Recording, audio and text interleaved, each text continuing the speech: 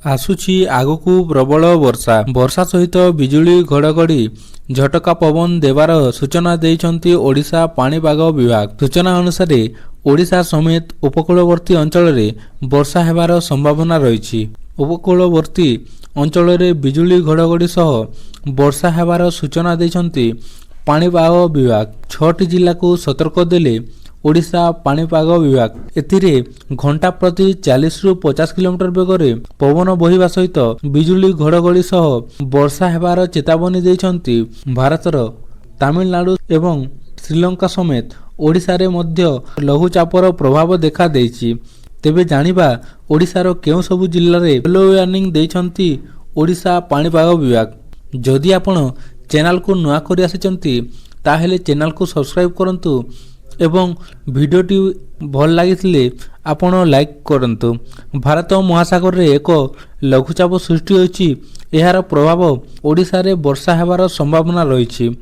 ଏହି ଲଘୁଚାପ ପ୍ରଭାବରେ ଓଡ଼ିଶା ଉପକୂଳବର୍ତ୍ତୀ ଏବଂ ଦକ୍ଷିଣ ଓଡ଼ିଶାରେ ପ୍ରବଳ ବର୍ଷାର ସମ୍ଭାବନା ରହିଛି, ଯେଉଁଥିରେ ଘଣ୍ଟା ପ୍ରତି 40ରୁ 50 କିଲୋମିଟର ବେଗରେ ପବନ ବହିବା ସହିତ ବିଜୁଳି ଘଡ଼ଘଡ଼ି ଝଟକା ପବନ ହେବାର ସୂଚନା ରହିଛି। ଏଥିରେ ଓଡ଼ିଶାର କେଉଁଝର, ମୟୂରଭଞ୍ଜ, ବାଲେଶ୍ୱର, ଢେଙ୍କାନାଳ, ଯାଜପୁର ଏବଂ କେନ୍ଦ୍ରାପଡ଼ାକୁ ୟେଲୋ ୱାର୍ଣ୍ଣିଂ ଦେଇଛନ୍ତି ପାଣିପାଗ ବିଭାଗ। ଆଗାମୀ 24 ଘଣ୍ଟା ମଧ୍ୟରେ ବିଜୁଳି ଘଡ଼ଘଡ଼ି ସହିତ ବର୍ଷା ହେବାର ସମ୍ଭାବନା ରହିଛି ଏହିସବୁ ଜିଲ୍ଲାରେ ଏବଂ ଓଡ଼ିଶାର ଅନୁଗୁଳ, ଢେଙ୍କାନାଳ, ଜଗତସିଂହପୁର, ପୁରୀ, ଖୋର୍ଦ୍ଧା, ନୟାଗଡ଼, ଗଞ୍ଜାମ, ଗଜପତି ଏହିସବୁ ଜିଲ୍ଲାରେ ଘଣ୍ଟା ପ୍ରତି 30ରୁ 40 କିଲୋମିଟର ବେଗରେ ପବନ ବହିବା ସହିତ ବିଜୁଳି ଘଡ଼ଘଡ଼ି ବର୍ଷା ପବନ ହେବାର ସମ୍ଭାବନା ରହିଛି ବୋଲି ସୂଚନା ଦେଇଛନ୍ତି ଓଡ଼ିଶା ପାଣିପାଗ ବିଭାଗ। ଆଜି ରାତିରେ ମଧ୍ୟ କାଳବୈଶାଖୀ ପ୍ରଭାବ ଓଡ଼ିଶାରେ ଦେଖିବାକୁ ମିଳିଛି, ଯେଉଁଥିରେ ବିଜୁଳି ଘଡ଼ଘଡ଼ି ସହିତ ହାଲୁକା ବର୍ଷା କେତେକ ସ୍ଥାନରେ ଦେଖାଦେଇଥିଲା।